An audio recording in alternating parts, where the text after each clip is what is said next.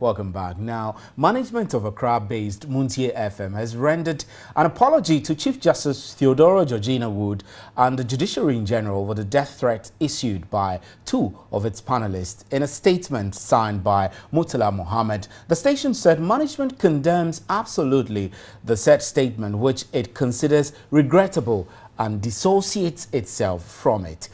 Part of the statement reads, quote, management wishes to assure all Ghanaians of its resolve not to condone any action that will in any way tend to undermine the administration of justice in our country, nor shall management condone any action that will tend to compromise the safety and security of members of the judiciary or peace and stability of Ghana, unquote. Management of the station promised to ensure that in future this regrettable occurrence.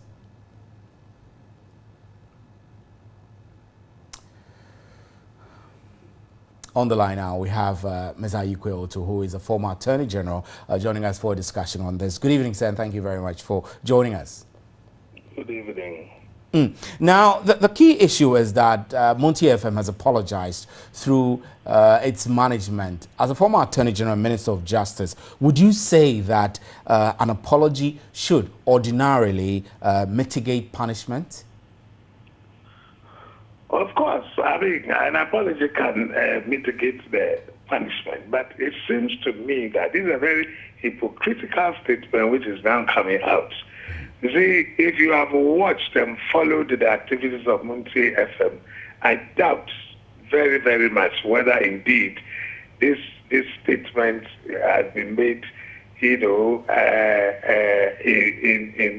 with I don't know how to describe it. Like in isolation, or the first time such statements have been made on that station? Because they have consistently been doing this thing. You know, I have been accused, for example, of having murdered my whatever political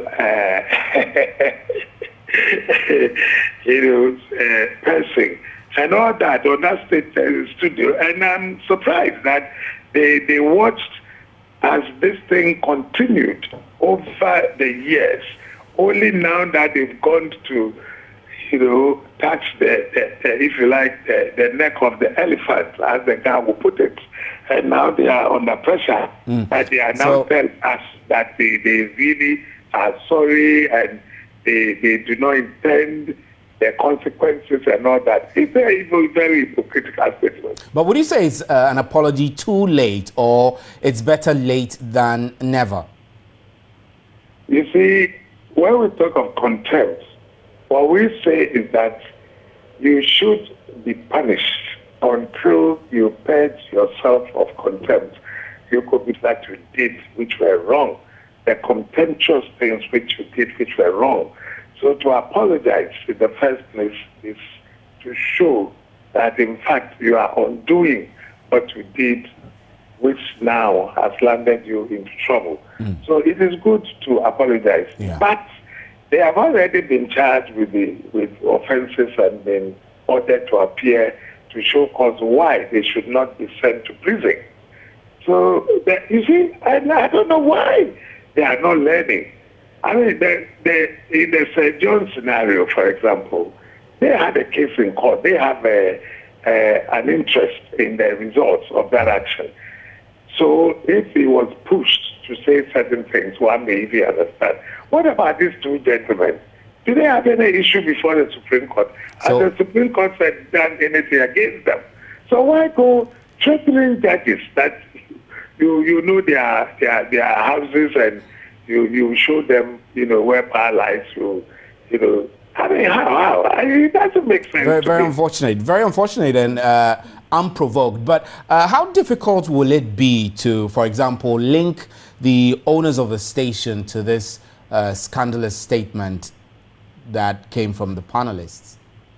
Well, you see, usually, you know, as a journalist, you know, in the libel and slander cases, you always go for the writer, the publisher, you know. So the owners of the station in this case would be the publishers, if you like. Then the producer of the program, you know, and then the host of the program.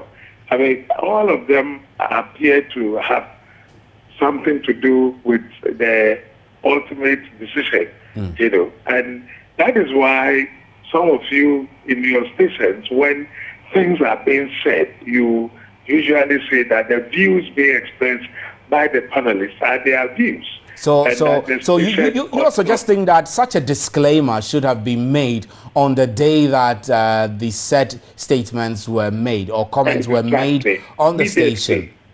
Immediately the statement was made.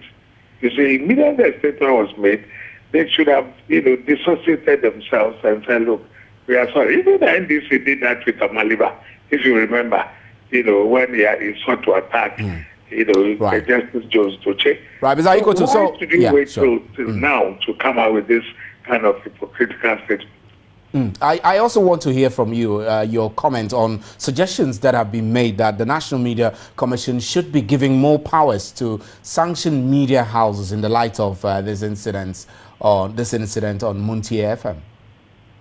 Well, you always want to balance that with the freedom of the media and the need for self-regulation. That is the best that can happen, But where you're trying to get the people to self-regulate and they are failing to do that, then it seems to me that the powers of the Media Commission could be enhanced.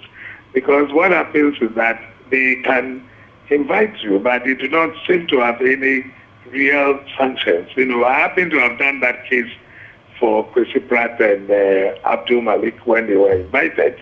And I took the matter to court on behalf of the Media Commission.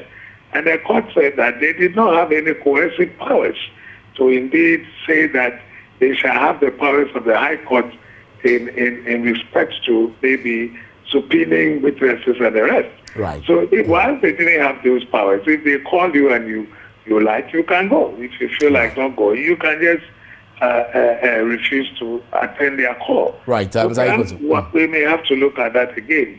Mr. Ayikoi Otto, we're grateful for your time. Thanks very much for joining us. Mr. Ayikoi Otto is a former Attorney General of